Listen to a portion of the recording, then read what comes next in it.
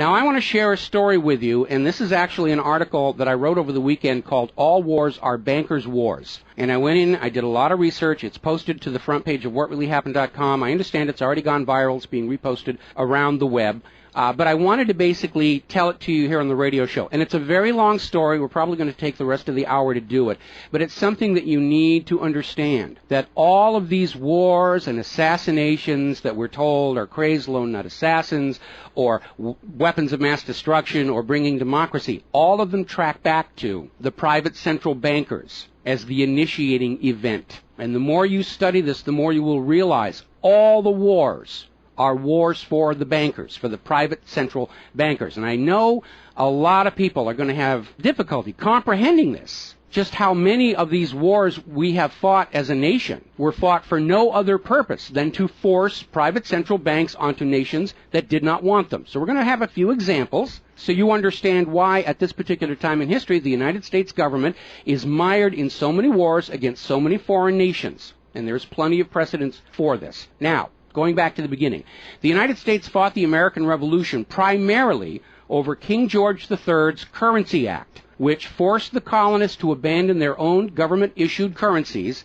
and conduct business only using printed banknotes borrowed at interest from the Bank of England. If you go back to the writings of Ben Franklin, direct quote, the refusal of King George III to allow the colonies to operate an honest money system which freed the ordinary man from the clutches of the money manipulators was probably the prime cause of the revolution. That's Ben Franklin. Now, our public schools don't teach that because you're not supposed to know that the bankers were really behind the American Revolution. After the Revolution, the United States adopted a revolutionary, radically different economic system in which the government issued its own value-based currency so that private banks couldn't skim the wealth of the people through interest-bearing banknotes.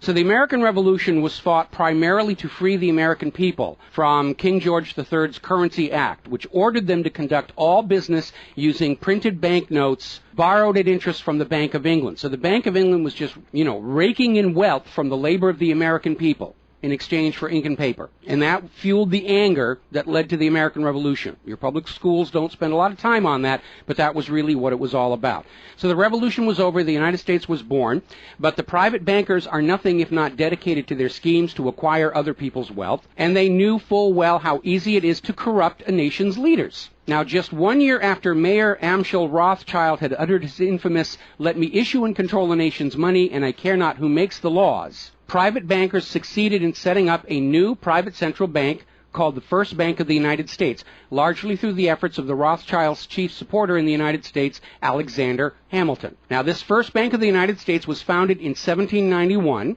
and by the end of its 20-year charter, the First Bank of the United States had almost ruined the nation's economy while enriching the bank's owners.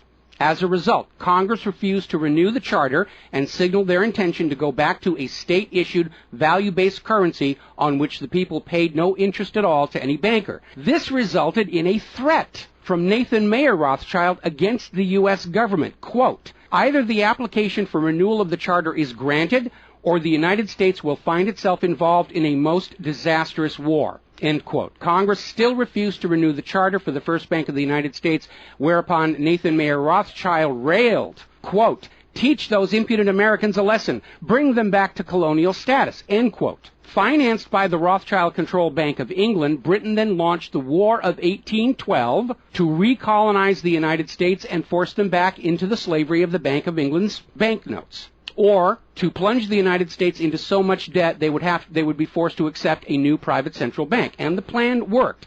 Even though the United States won the War of 1812, Congress was forced to grant a new charter for yet another private bank, issuing the public currency as loans at interest, the Second Bank of the United States. Once again, private bankers were in control of the nation's money supplied and cared not who made the laws or how many British or American soldiers had to die for it. So once again, the nation was plunged into debt, unemployment, poverty by the predations of the private central bank, and in 1832, Andrew Jackson successfully campaigned for his second term as president under the slogan, "Jackson and no bank." True to his word, Jackson succeeded in blocking the renewal of the charter for the Second Bank of the United States of America. And this was where that famous quote came from Andrew Jackson. Quote, "Gentlemen, I too have been a close observer of the doings of the Bank of the United States. I have had men watching you for a long time, and I am convinced that you've used the funds of the banks to speculate in the breadstuffs of the country. When you won, you divided the profits amongst you, and when you lost, you charged it to the bank. You tell me that if I take the deposits from the bank and annul the charter, I shall ruin 10,000 families. That may be true, gentlemen, but that is your sin. Should I let you go on, you will ruin 50,000 families, and that would be my sin. You are a den of vipers and thieves. I've determined to rout you out, and by the eternal God, I will rout you out. End quote. Andrew Jackson. Shortly after the charter for the Second Bank of the United States expired, there was an assassination attempt on Andrew Jackson, and it failed when both pistols used by the assassin, Richard Lawrence, failed to fire. Later on, Lawrence explained the motive for the assassination by saying that with President Jackson dead, money would be more plenty. So it was an assassination motivated by the interests of the bankers.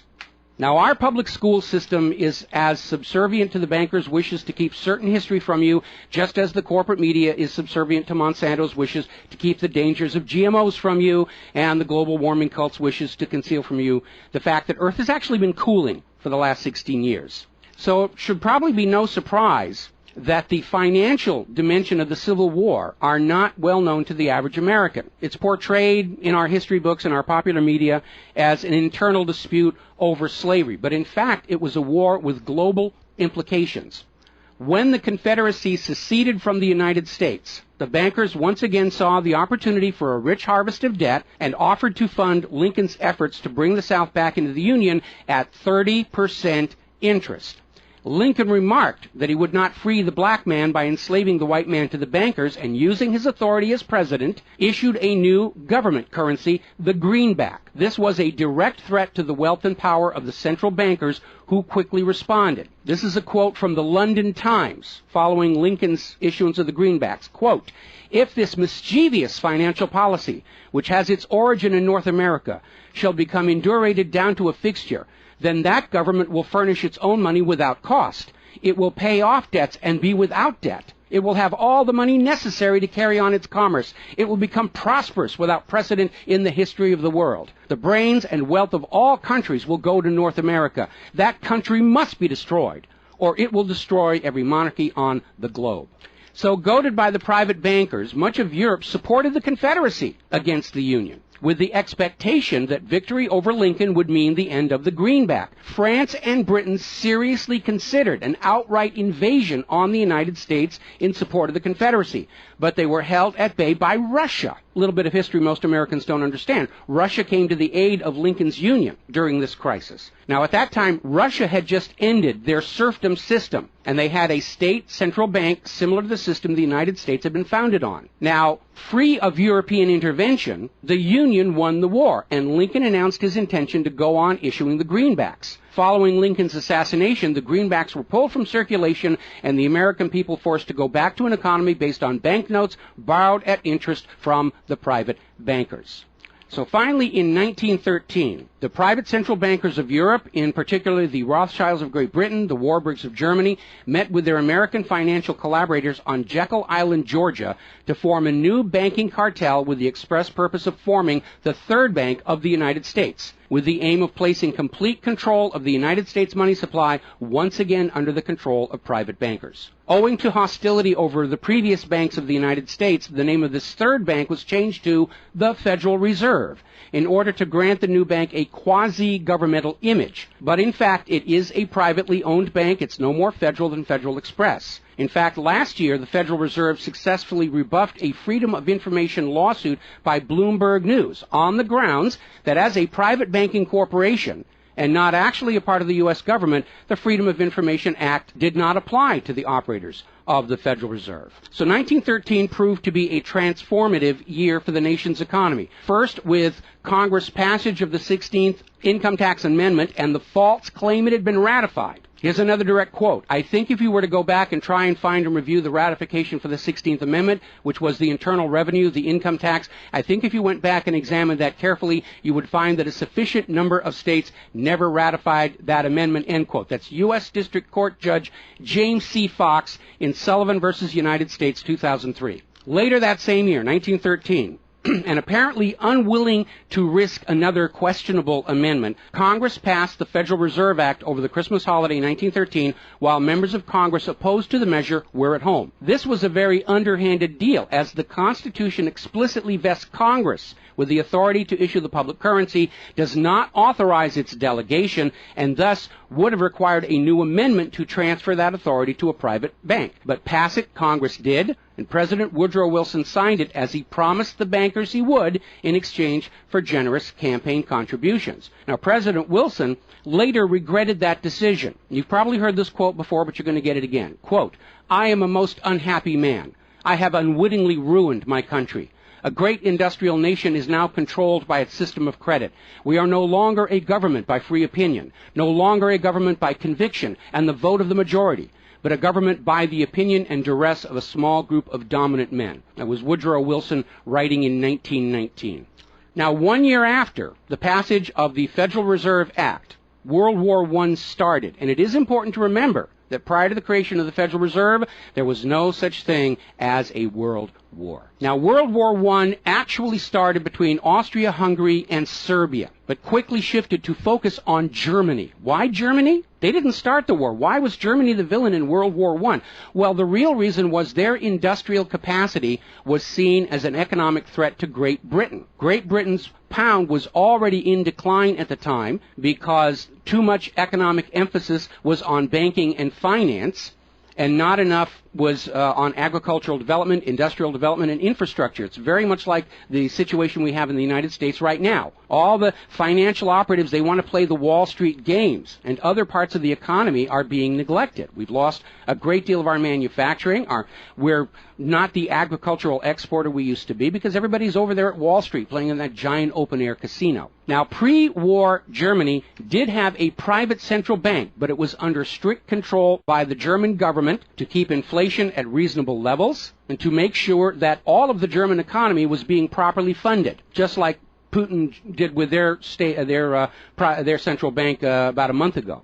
Under government control by the German government, investment was guaranteed to internal economic development, and as a result, Germany had become a major manufacturing technological power. They were exporting products that Great Britain could not compete with. So in the media of the day, Germany was portrayed as the main opponent of World War I. And not just defeated, it was flattened. Now, following the Treaty of Versailles, Germany was ordered to pay the war costs of all the participating nations, even though Germany had not started that war. This amounted to 3 times the value of all of Germany itself.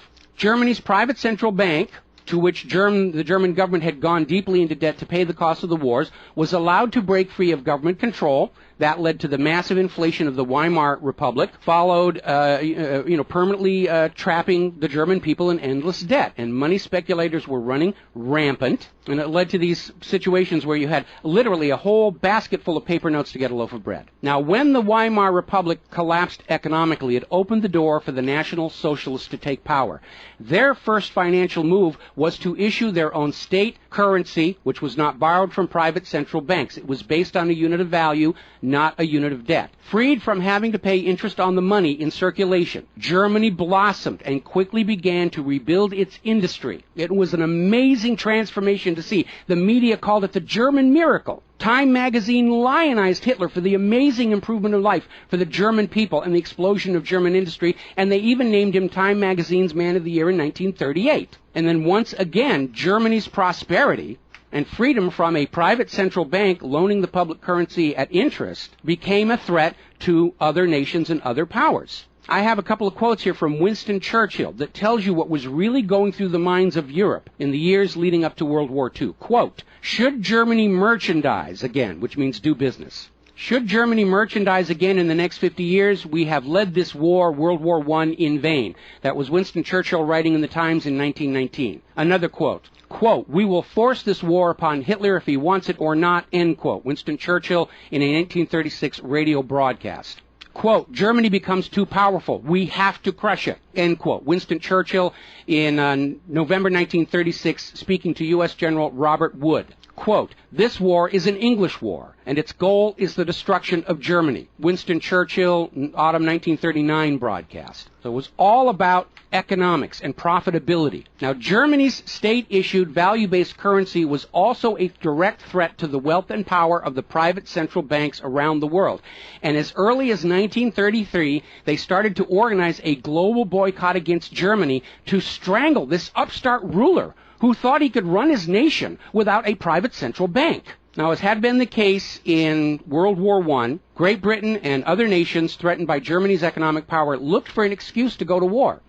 And as public anger in Germany grew over the boycott, Hitler foolishly gave them that excuse. Years later, in a spirit of candor, the real reasons for the war were made clear. Quote, "The war wasn't only about abolishing fascism, but to conquer sales markets.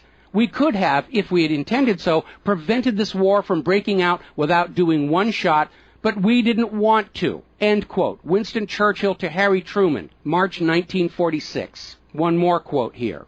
Quote, "Germany's unforgivable crime before World War II was its attempt to loosen its economy out of the world trade system and to build up an independent exchange system from which the world finance couldn't profit anymore. We butchered the wrong pig." End quote. Winston Churchill writing in his book, The Second World War.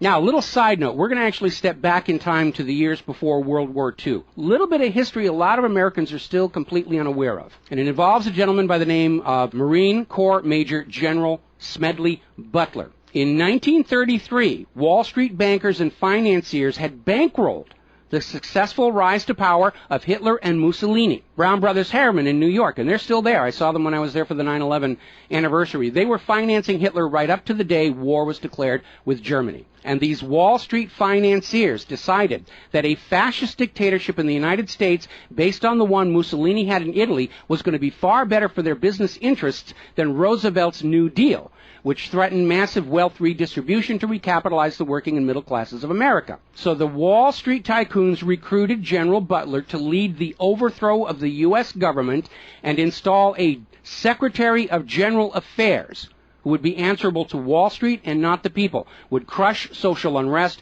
and shut down all the labor unions. General Butler pretended to go along with the scheme, but then exposed the plot to Congress. So they recruited Marine Corps Major General Smedley Butler to lead this coup d'etat, because Butler was very popular with the soldiers, and his image as part of this move would help convince the military this was the right thing to do. Now, to his credit, Major General Smedley Butler, remembering his oath to the Constitution, pretended to go along with the scheme, but then exposed the plot to the United States Congress. Congress, then as now in the pocket of Wall Street bankers, refused to act. When Roosevelt learned of the planned coup, he demanded the arrest of the plotters, but the plotters simply reminded Roosevelt that if any one of them were sent to prison, their friends on Wall Street would deliberately collapse the still fragile U.S. economy and blame Roosevelt for it. So Roosevelt was unable to do anything about this attempted coup d'etat until the start of World War II, at which time he prosecuted many of the plotters under the Trading with the Enemy Act. Now, mostly it was glossed over, it was just a rumor, unfounded, it's wacko conspiracy theory, but in 1967, the congressional minutes of Smedley Butler's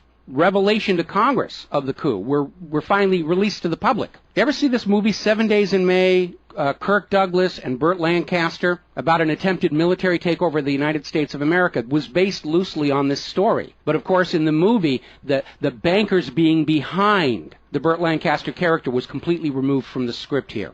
Now, Smedley Butler is also famous for writing a work called War is a Racket.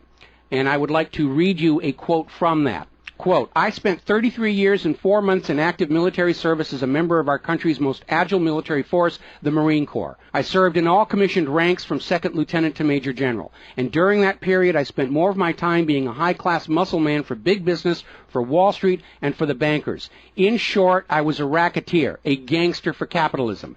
I suspected I was just part of a racket at the time. Now I'm sure of it. Like all members of the military profession, I never had an original thought until after I left the service. My mental faculties remained in suspended animation while I obeyed the orders of the higher-ups. This is typical with everyone in the military service. Thus, I helped make Mexico and especially Tampico safe for American oil interests in 1914. I helped make Haiti and Cuba a decent place for the national City bank boys to collect revenues in. I helped in the raping of half a dozen Central American republics for the benefit of Wall Street.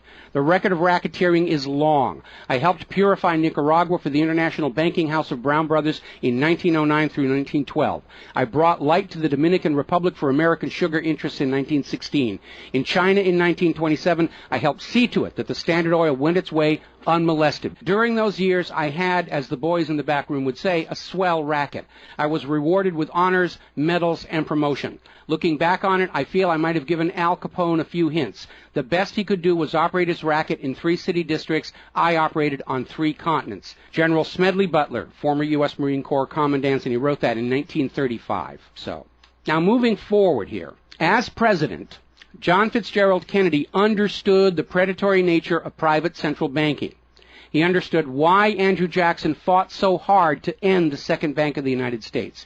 So Kennedy wrote and signed Executive Order 11110, which ordered the U.S. Treasury to issue a new public currency called the United States Note. Now, Kennedy's United States notes were not borrowed from the Federal Reserve. They were created by the U.S. government and backed by the silver stockpiles held by the U.S. government. It represented a return to the system of economics the United States had been founded on, and it was perfectly legal for Kennedy to do so under the Constitution. All told, some $4.5 billion went into the public circulation, which eroded interest payments to the Federal Reserve and loosened their control over the nation. 5 months after signing Executive Order 11110, John F. Kennedy was assassinated in Dallas, Texas, and the United States notes pulled from circulation and destroyed. Following Kennedy's assassination, John J. McCloy, president of the Chase Manhattan Bank and president of the World Bank, was named to the Warren Commission. Now, I don't care how good a banker he is, he's not qualified to be investigating a murder, which is what we were told the Warren Commission was all about, to get the truth of the assassination. But we all know that the Warren Commission was there to cover up what was going on, and obviously we can presume safely that John J. McCloy's presence on the Warren Commission was to make sure the American public never got even a hint of the financial dimensions behind the assassination. So, as we enter the 11th year of what I am certain future history will most certainly describe as World War III, we need to examine the financial dimensions behind all these wars. Why are we here? Why are our children being killed and crippled? Is this another war for the profit of the private central bankers? And the answer is yes. Now, toward the end of World War II, when it became obvious that the Allies were going to win and dictate the post-war political environment, the major world economic powers met at Bretton Woods, a luxury resort in New Hampshire, in July of 1944, and they hammered out the Bretton Woods Agreement for international finance. The British pound lost its position as the global trade and reserve currency to the U.S. dollar. There are indications this was part of the price demanded by Roosevelt in exchange for the U.S. entry into the war. Now, absent the economic advantages of being the world's go-to currency, Britain was forced to nationalize their Bank of England in 1946. The Bretton Woods Agreement, ratified in 1945, in addition to making the dollar the global reserve and trade currency, obligated the signatory nations to tie their currencies to the dollar. The nations that ratified Bretton Woods did so on 2 conditions. The first was that the Federal Reserve would refrain from overprinting the dollar, basically as a means to loot real products and produce from other nations in exchange for ink and paper. It basically was an imperial tax imposed by the U.S. economic system on the rest of the world. That assurance of no overprinting was supposedly backed up by the second requirement, which was that the U.S. dollar would always be convertible back to gold by the U.S. government at $35 an ounce. Now, of course, the Federal Reserve, being a private bank and not answerable to the U.S. government, did in fact start overprinting paper dollars, which were sent to other nations around the world, and under Bretton Woods, they had to send back products and produce and raw materials at full value. And much of the perceived American prosperity of the 1950s and 60s was the result of these foreign nations having to send real raw materials, goods, produce, back to the United States in exchange for these little pieces of paper with ink all over them, because they were forced to accept these paper notes as being worth $35 per ounce of gold. Then in 1970, France started looking at this huge pile of printed paper notes sitting in their bank vaults. for which real French products like wine and cheese had been traded, and it notified the United States government that they would exercise their option under Bretton Woods to return all those paper notes for gold at the agreed-upon $35 per ounce exchange rate. The problem was the United States had nowhere near the gold to redeem all those paper notes. So on August 15, 1971, Richard Nixon temporarily, nudge, nudge, wink, wink, say no more, suspended gold convertibility of the U.S. Federal Reserve notes. This Nixon shock, as it was termed at the time, effectively ended Bretton Woods, and many global currencies started to delink from the U.S. dollar. And it created another problem because the United States had been collateralizing their loans, money borrowed from other governments and foreign investors, with the American nation's gold reserves. And with the awareness that there wasn't enough gold to redeem all the Federal Reserve notes, lenders to the U.S. were starting to wonder, did the U.S. government have enough gold to collateralize their outstanding debts? Foreign nations began to get very nervous about the loans to the United States, and they were understandably reluctant to loan any additional money without some form of collateral. So what Richard Nixon did is he founded the environmental movement with the EPA and its various programs like wilderness zones and roadless areas and heritage rivers, wetlands, and all these other little different programs which all took vast areas of public lands and made them off limits to the American people, who are technically the owner of all those lands. But Nixon had no concern for the environment, and the real purpose of this land grab, under the guise of the environment, was to pledge those pristine lands and their vast mineral resources as collateral on the outstanding national debt. The multitude of all these different programs was simply to conceal the scale of the land grab and collateralization of the American people's heritage. And it actually today covers almost 25% of the entire nation, is now locked up by these EPA programs and pledged as collateral on government borrowing. Now, with open lands, available lands for collateralization already in short supply, the U.S. government embarked on a new program to shore up sagging international demand for the dollar. The United States approached the world's oil-producing nations, mostly in the Middle East, and offered them a deal. In exchange for only selling their oil for dollars, the United States would guarantee the military safety of those oil-rich nations. The oil-rich nations would agree to spend and invest their U.S. paper dollars inside the United States, particularly in U.S. Treasury bonds, which would be redeemable through future generations of U.S. taxpayers. The concept was labeled the petrodollar.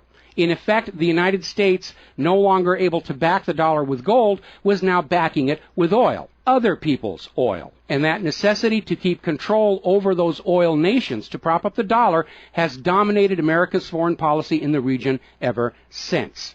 But as America's manufacturing and agriculture has declined, the oil-producing nations faced a dilemma. Like France, they've got piles and piles of these paper notes and treasury bonds piling up in their vaults, and there really wasn't all that much except real estate they wanted to buy from the United States of America. Europe's cars and aircraft were superior and less costly.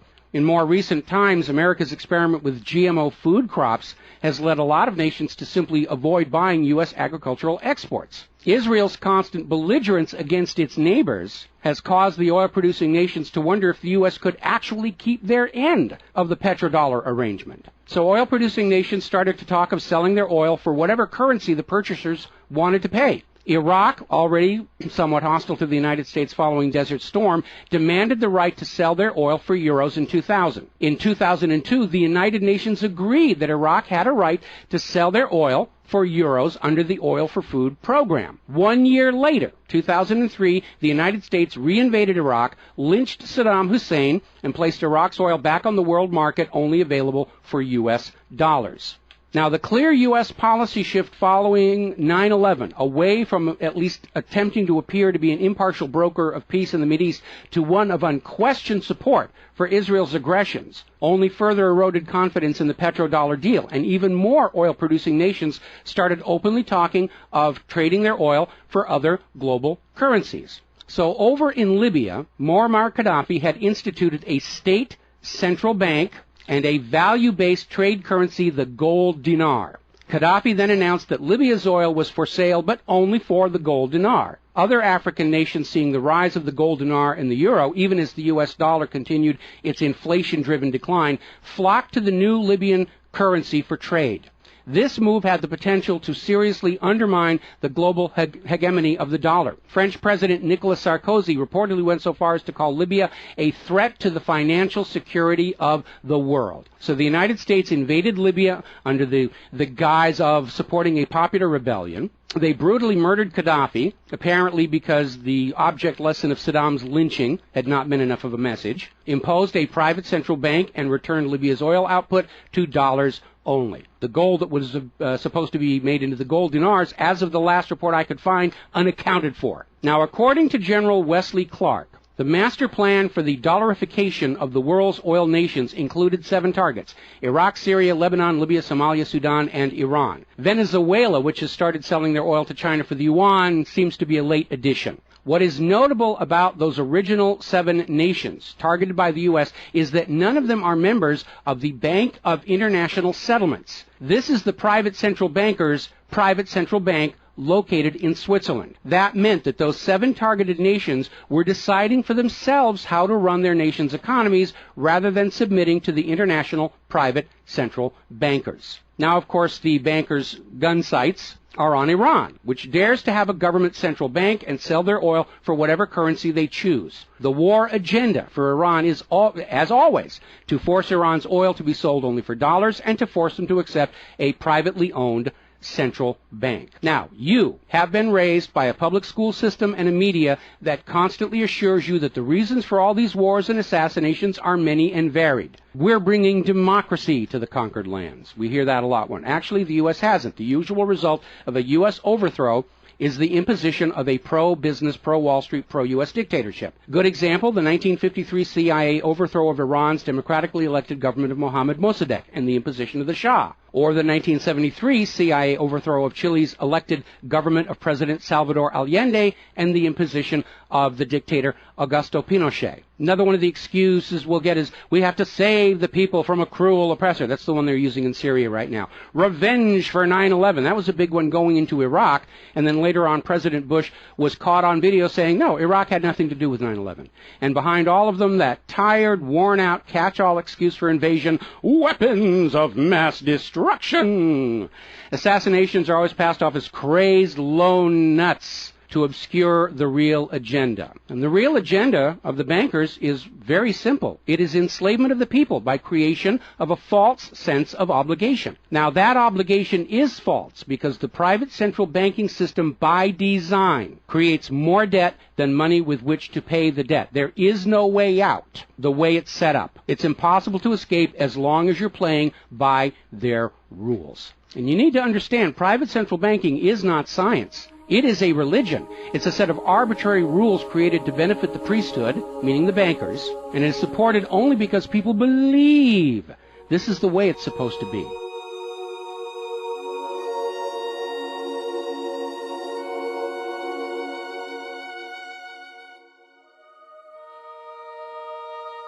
It is a religion. It's a set of arbitrary rules created to benefit the priesthood, meaning the owners of the private central banks. The fraud persists with often lethal results only because the people are brainwashed into believing that this is the way life is supposed to be, and no alternative exists or should even be dreamt of.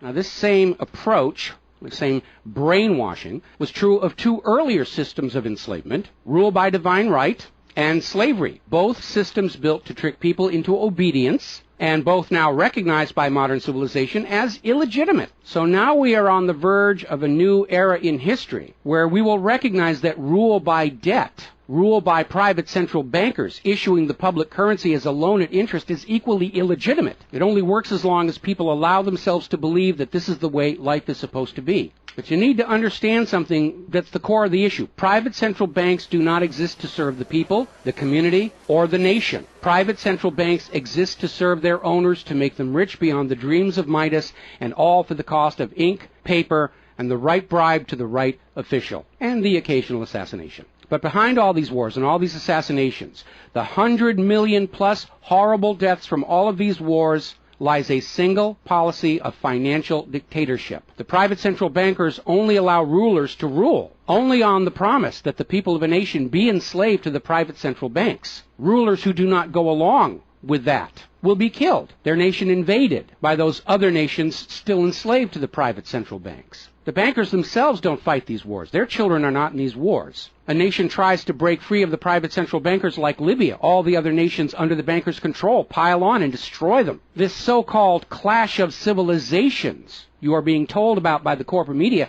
it's really a war between banking systems, with the private central bankers forcing themselves onto the rest of the world, no matter how many millions must die for it. The constant hate-mongering against Muslims you see in the corporate media lies in a simple fact. Like the ancient Christians, prior to the Knights Templars, Muslims forbid usury or the lending of money at interest because they saw in ancient times, like Rome, how these banking practices could destroy an entire society. And that is the reason our government media insists that Muslims have to be hated and killed and converted.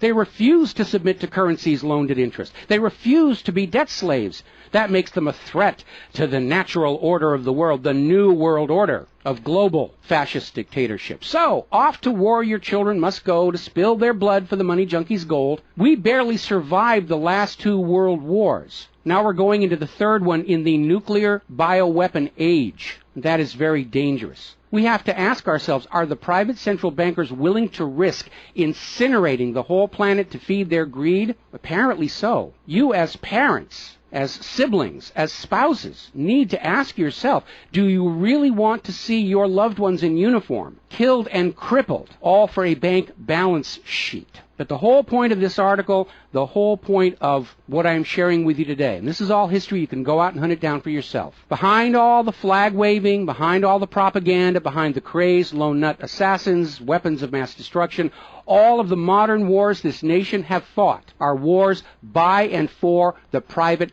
bankers, fought and bled for by third parties unaware of the true reason they're expected to gracefully accept being killed and crippled for. And the process is quite simple. We've explained it before on this show. As soon as the private central bank issues its currency as a loan at interest, the public is forced deeper and deeper into debt. When the people are reluctant to borrow anymore, that's when the Keynesian economists demand the government borrow more to keep the pyramid scheme working. When both the people and the government refuse to borrow anymore, that is when the large wars get started, to plunge everyone even deeper to debt to pay for the war, and then after the war to borrow even more to rebuild. And when these horrible wars are over, the ordinary people have basically what they had before the war, except their graveyards are a lot larger, and everyone is in debt to the private bankers for the next century. That is why Brown Brothers Harriman in New York was funding the rise of Adolf Hitler, because war is the bankers' richest harvest.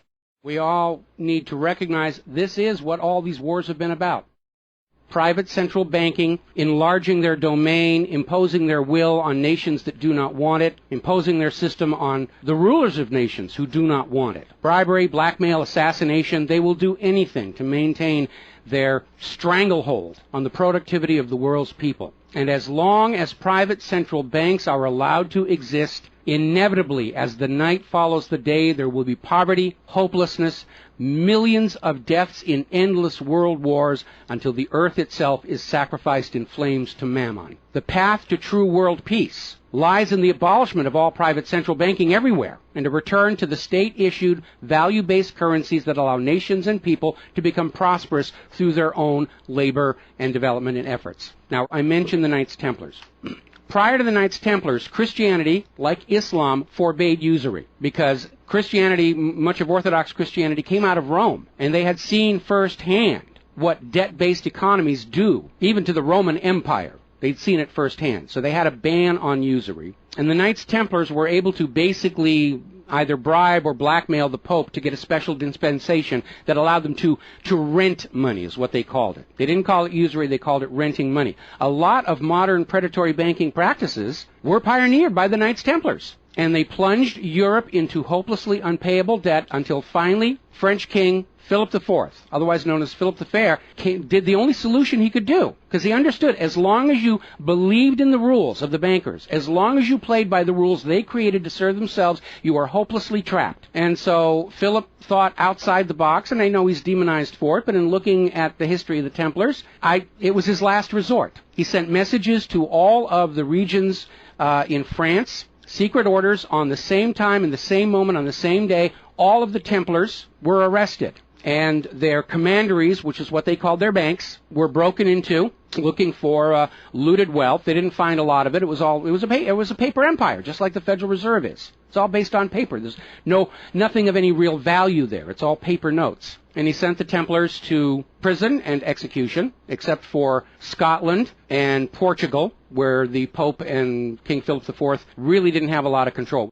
I think that the governments of the world, looking at the situation, looking how close we are to seeing this current world conflict emerge into a full-blown global thermonuclear war, that maybe they need to start thinking about the wisdom of King Philip the Fair and say it's time to simply grab all these private central bankers all at the same time so they can't simply skedaddle from one nation to another and come back and try the same thing again, as they will inevitably do, because these people are addicts. They're hopelessly addicted to other people's money. That's why we call them money junkies. When we see somebody who's addicted to cocaine or methamphetamine or heroin, and we can easily see how they're destroying their home and community around them. Now we need to look at these money addicts and look at how they're destroying the entire world around them. And it's time for an intervention. It's time for us to become private central banking heretics, to stop believing that this is the way life is supposed to be, because it isn't. It isn't even the way the United States was actually started. And they're trying as hard. Look at